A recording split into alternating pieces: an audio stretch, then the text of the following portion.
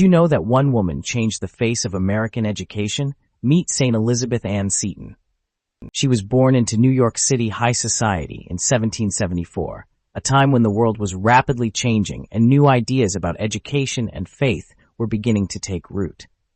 But her life took a shocking turn.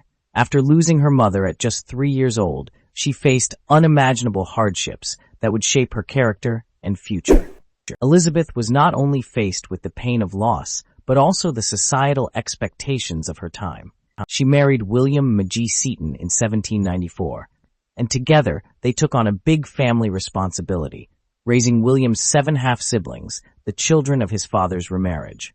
Their life was filled with challenges, but they worked together as a team. However, the struggle continued, and their financial stability was put to the test when William's business crumbled, leading to a series of unfortunate events. Then tragedy struck again. William fell seriously ill with tuberculosis while on a trip to Italy. Elizabeth traveled to be by his side, but despite her hopes and prayers, he passed away, leaving her alone and heartbroken in a foreign land. What did she do next? In her moment of despair, she turned to faith in the Roman Catholic Church, seeking solace and strength. On Ash Wednesday in 1805, after a powerful journey of fasting and prayer, she converted, embracing a new path that would lead her to a life of service and dedication. Imagine her Protestant family's reaction. The news of her conversion was met with shock and anger. They disowned her, casting her out from the life she had known. But Elizabeth stood firm. In the face of rejection and societal pressures, she found a new purpose. With her unwavering faith as her guide, she set out to make a difference in the world around her. In 1808, she founded the Sisters of Charity in Baltimore, an organization dedicated to educating children and caring for the poor. She also had her daughter Anna, a bright light in Elizabeth's life, join the community, bringing joy and companionship. Tragically, Anna died young during her novitiate, a heartbreaking loss that tested Elizabeth's resolve.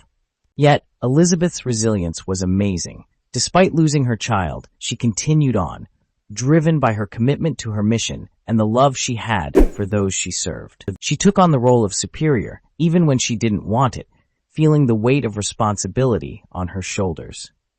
She dedicated her life to educating children, establishing schools that would help shape the future generations. Her work extended beyond education. She provided care for the sick and the impoverished, embodying the values of compassion and charity. By 1813, she and her sisters were officially recognized, making waves in the Catholic Church and beyond, as they opened schools and orphanages, laying the groundwork for what would become a significant movement in American education.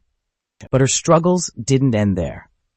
By 1819, Elizabeth was elected superior again. She called it the election of the dead, feeling the toll that her responsibilities were taking on her health and spirit. Yet, her legacy was just beginning. She faced her challenges with remarkable courage, encouraging her sisters and those around her to push forward even in difficult times. She died on January 4, 1821, but her saintly life inspired countless others. In 1880, efforts for her canonization were ignited, as people recognized the profound impact she had made in her lifetime. In 1963, she was beatified, and finally, in 1975, she was canonized as a saint, a testament to her extraordinary life and contributions. A remarkable story of resilience, faith, and love.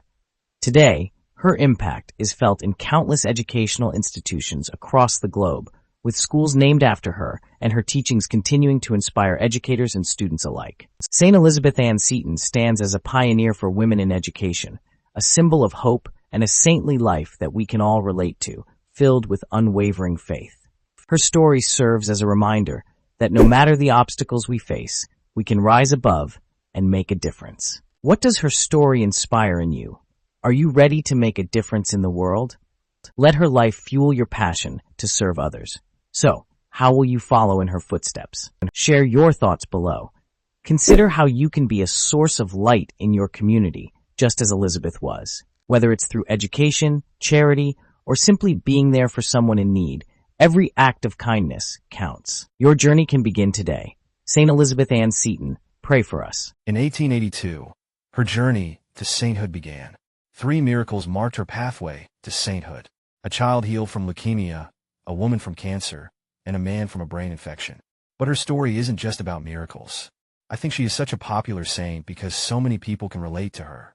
She was a wife, a mother, a teacher, and a woman of faith. And interestingly enough, she also went through quarantine. She was quarantined in a cold Italian lazaretto for a month. Saint Elizabeth Seton prayed fervently. She inspired hope, consoled the brokenhearted, and shared wise advice with friends and her sisters. Today, her body rests under an altar in the National Shrine of Saint Elizabeth Seton in Emmitsburg, Maryland.